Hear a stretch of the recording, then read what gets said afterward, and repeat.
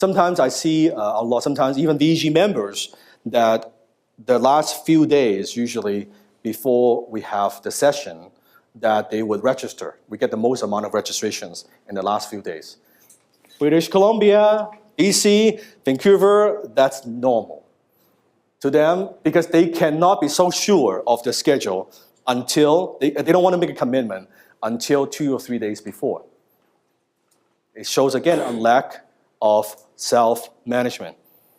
I block out the entire VG. I block out all the seminars I want to go to already next year. I don't need to wait. Oh, I guess I'll wait for it to happen. No, I know I'm going to script it out. And Wilson and I, we go to the mic. It's a powerful lesson. You know, when we talk, even in a deep dish, share with them maybe what I share with you, and then what happened, because that's, I think, a powerful lesson for people as well. So give Wilson a round of applause.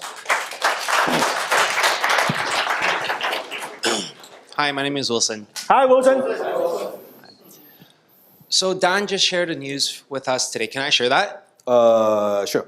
Okay, so he just got an email today from the producer of, was it Jurassic Park? Or Legendary, just a producer. division of Legendary Films. Yeah, so approaching Dan to have him feature in a personality show. And it's something that I'm super proud of Dan, because a year ago we went on a conference together and we had dinner. He shared with me his vision of having a show on Danlock and speaking in front of people in the TED conference. He told me this in the confidence that he was actually doing it already, that there was really no doubt. And I asked him, I'm like, so what are the steps that you're doing? Like, have you had anything lined up already? And he said, no, I had nothing lined up, but I know for a fact that if I craft my skills and if I continue doing what I'm doing right now, I will get there.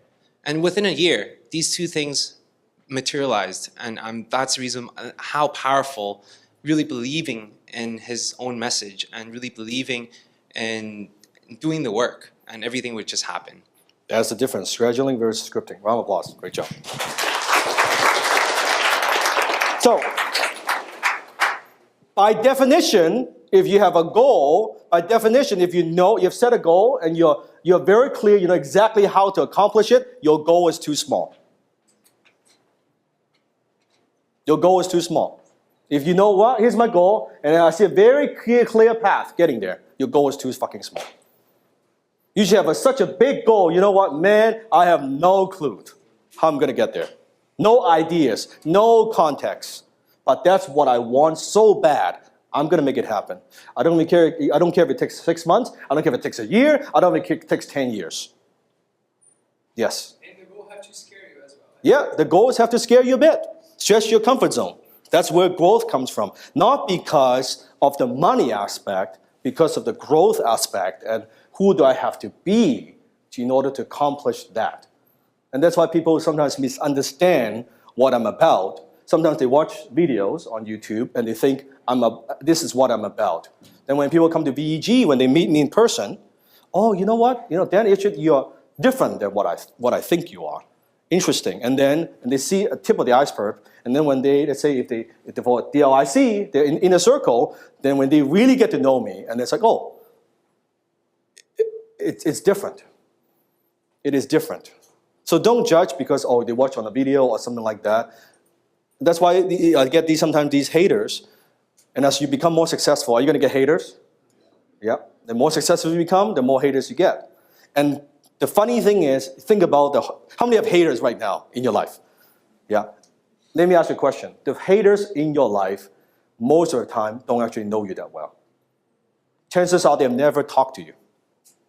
They don't know you. And in fact, they don't even hate you. They hate themselves. They don't hate you, they hate themselves. Their life sucks, and they try to make your life miserable. That's why they send you these hateful messages.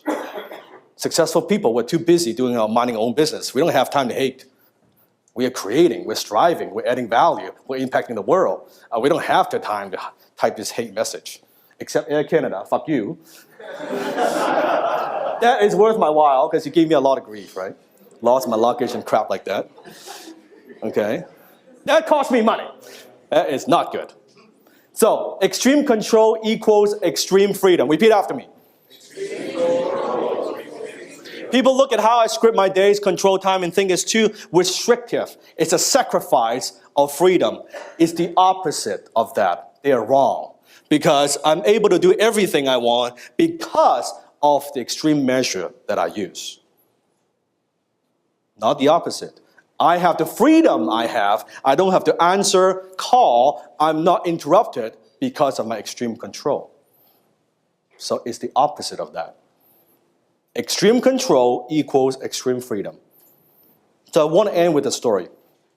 Many years ago, how many of you have heard of my mentor, Dan Pena? Okay, if you don't know him, search on Google, Dan Pena. And he's known as a $50 billion man because his claim to fame is two things. Number one, he grew an auto company from zero to $450 million in 8 years. Second claim of fame is he has created, in terms of equity and value and wealth for himself and his mentees, over $50 billion. That's why he's known as a $50 billion man. So many years ago when I went to the Castle seminar, and Big Dan, I call him Big Dan, holds this 7-day Castle seminar, multiple times a year, costs £10,000 to attend. So many years ago, I attended the seminar.